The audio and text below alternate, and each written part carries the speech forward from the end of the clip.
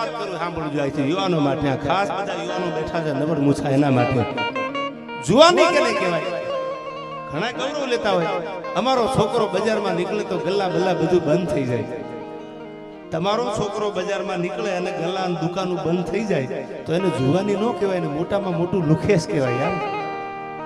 તમારો દીકરો બજારમાં નીકળે ને કોઈની દુકાનો ગરીબની ખુલી જાય ને આનું નામ જુવાની છે બાપુ સાંભળજો જુવાની ઉપર મને એક પ્રસંગ યાદ આવે છે આયા કેને જવાની કહેવાય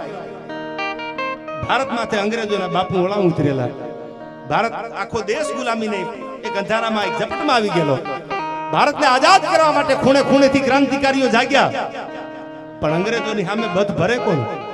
અંગ્રેજોની ટેકનિકલ પદ્ધતિ તો આપણાથી બહુ વર્ષો પહેલા આગળ હતા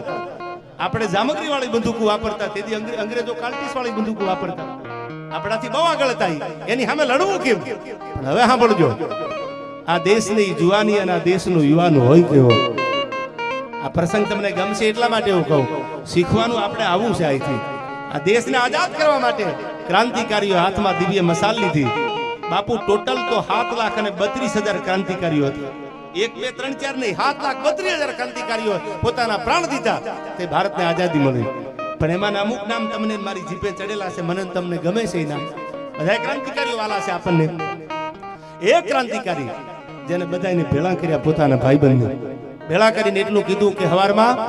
કાકોરી રેલવેની લૂંટ કરવાની છે અંગ્રેજોની સામે જવાબ દેવાનો છે અને જ્યાં સુધી આ ભારત આઝાદ ન થાય ત્યાં સુધી આપણી જુવાની ન કહેવાય સાંભળજો આનું નામ ભાઈબંધાઈ કહેવાય એના ભાઈબંધ કેવા છે યુવાની કોનું નામ છે આ અંગ્રેજો જ્યાં સુધી ભારતમાંથી ન નીકળે ત્યાં સુધી આપણી જુવાનીમાં ધૂળ પડી છે યાર કે પણ તો પંડિત કરવું શું આ પંડિત હતા કોણ કે હવારમાં રેલવે લૂંટવાની છે શું કામ કે એમાંથી જે પૈસા આવે એમાંથી હથિયાર લેવાના છે એ હથિયારથી અંગ્રેજો સામે લડવાનું છે અને અંગ્રેજોને આ દેશમાંથી બહાર કાઢી અને ભારતને આ ગુલામીમાંથી મુક્ત કરવો છે આ બોલવા વાળો બીજું કોઈ નહીં જેનું નામ હતું ચંદ્રશેખર આઝાદ ચંદ્રશેખર સીતારામ તિવારી અને પોતાના બધા ભાઈબંધને ભેળા કરી અને બીજા દિવસે હવારમાં કાકોરી રેલવેની લૂંટ થઈ અંગ્રેજો ગાડા થઈ ગયા કે હવે તો કાં તો ભારતમાંથી ભાગવું પડે અને કાં તો આની સામે યુદ્ધ કરી અને એક એકને પકડીને ધરબી દેવા પડે મારી નાખવા પડે નકર આપણો વજન ન રહે તો આપણે વહેલું નીકળવું પડે અંગ્રેજો ગાંડા થયા જ્યાં ભેળા થાય કોઈ ક્રાંતિકારીને ભડાકે દઈ દો જ્યાં મળે આ ક્રાંતિકારીને મારી નાખો સાહેબ ભારત માટે લડવા વાળા યુવાન સાંભળી લેજો 31 આવે છે એટલે તમને કહી દઉં છું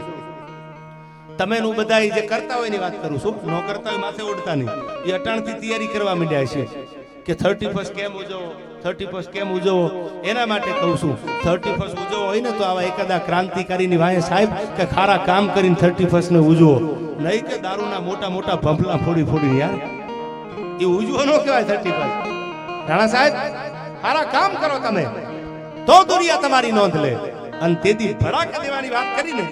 ત્યારે બધા ક્રાંતિકારીઓ વોન્ટેડ હતા અને તેથી ઇલાહાબાદમાં પ્રયાગરાજ અને પ્રતિજ્ઞા કરી હતી જીવતા તો કોઈની તાકાત નથી મને પકડી શકે પણ મર્યા પછી હું હાથ નહીં આવે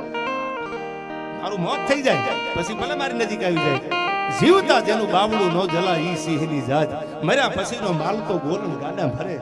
આ મારી પ્રતિજ્ઞા છે અને વોન્ટેડ બની ગયેલા ચંદ્રશેખર સીતારામ તિવારી એની આજુબાજુના બધાય ભાઈબંધ ભેળા હતા કાકોરી રેલવે લૂંટી અંગ્રેજોને જવાબ આપ્યો જુવાની કોને કહેવાય સાંભળજો અને એમાં બાપુ ઘણી વાર ડાયરામાં બોલ્યો છું એનો ભાઈબંધ એને મળવા આવે છે એનું નામ હજારી પ્રસાદ હતું એને આવીને એટલું કીધું કે મારે મળવું છે કોને મળવું છે કે ચંદ્રશેખર આઝાદને મળવું છે કે પણ કોઈને મળતા નથી તો એને કયો તારો ભાઈબંધ આવ્યો છે હજારી પ્રસાદ મારું નામ છે હજારી પ્રસાદ પોતાના કાને અવાજ આવ્યો ને એટલે ઓળખતો તો પરિચય હતો બાકી કોઈને મળાય નહીં અંગ્રેજોની સામે લડાઈ હાલતી હતી કેમ મળવું કોઈ ડગો કરી દેતો કોઈ ડગા સામે લઈને આવે તો એટલે પોતાના ભાઈબંધને મળવા આવે હજારી પ્રસાદ મળવા આવ્યા ને એટલે આ દેશનો યુવાન જુવાની કેવાનો દાખલો તમને આપું આ દેશનો યુવાન એને પૂછે છે શું કામ હતું મને મળવાનું ત્યારે ઓલો મળવા આવેલો હજારી પ્રસાદ ચંદ્રશેખર આઝાદ ને એટલું કહેશે કે આઝાદ તારા માં અને તારા બાપ બે તારી ઉપાધિ કરે છે અને એને એમ કીધું કે આખી અંગ્રેજ હુકુમત મારા દીકરાની પાછળ પડી છે મારો દીકરો પાછો આવે કે ન આવે જીવતો એની મને ખબર નથી છેલ્લી વાર એને મળી આવ્યો અને એને એકવાર મારી હુંદી આવી જાય મને મોઢું દેખાડી જાય આટલા સમાચાર ભુગાડી દે આ શબ્દો ચંદ્રશેખર આઝાદના કાને પડે છે તેથી પોતાના ભાઈબંધને એટલું કીધું હજારી પ્રસાદને ભાઈબંધ વાત તારી બહુ સાચી છે કે મારા મા બાપને મારી જરૂર છે. અને દુનિયાનો કોઈ મા બાપ એવા હોય પોતાના દીકરાને પ્રેમ ન કરતા હોય. દુનિયાનો કોઈ મા બાપ એવો ન હોય પોતાના દીકરાને પ્રેમ ન કરે. પણ હજારી પ્રસાદ, હું ભારત માટે, મારી માતૃભૂમિ માટે, હિન્દુસ્તાનને આઝાદ કરવા માટે પ્રતિજ્ઞા લઈને નીકળ્યો છું. અંગ્રેજોને સામે મેં આજ દિવ્ય મસાલા હાથમાં લીધી છે અને હવે મારાથી પાછો નહીં વળાય. કદાચ પાછો આવી જાવ રાજુભાઈ. અને મારા મા બાપ, એમાં એક મુસલમાન ભેળો હતો ક્રાંતિકારીમાં બાપુ, એનું જેનું નામ હતું અશફાકુલ્લા ખાન. એને એમ કીધું કે હવે જો હું પાછો વળી જાઉં અને કદાચ મારી માના આંખોડા હું ન જોઈ શકું અને ક્યાંક મારો પગ પાછો હટે ને તો મારી માતૃભૂમિ આઝાદ નહીં થાય, મારી જુવાનીમાં ધૂળ પડી કહેવાય. ભાઈ તું એક કામ કરીને પોતાના હાથમાં પિસ્તલ હતી, એમાંથી બાપુ મેગઝીનમાંથી 2 ગોળી કાઢી અને પોતાના ભાઈબંધની હથેળીમાં આપી દીધી અને એટલું કીધું મારા મા બાપને એટલું કહેજો, રાણા સાહેબ સાંભળજો, આ દેશનો ક્રાંતિકારી બોલ્યો છે, મારા મા બાપને એટલું કહેજો કે તમારા દીકરા આગળ દેવા જેવું કાંઈ નથી રહ્યું. હવે પૈસા નથી મારા ખીચામાં, રૂપિયા નથી મારી આગળ, હવે તો મારી આગળ કાંઈ નથી, મારા ગજવાય ખાલી પડ્યા છે. આ બંદૂકની 2 ગોળી મારા મા બાપને આપીને એટલું કહેજો કે તમારે જેટલી જરૂર છે ને એથી જાજી જરૂર તમારા દીકરાની આ દેશને છે, એને કહેજો કે મારી વાત ન રાખે.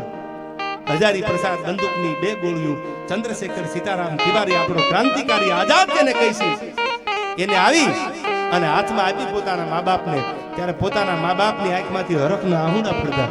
બાપુ રોયા નથી, એને એમ નથી કીધું મારા દીકરાનું શું થવાનું, એને હરખના આહુડા પડવા માંડ્યા અને એને એમ કીધું કે હવે અમને એવું લાગે છે કે અમે દીકરા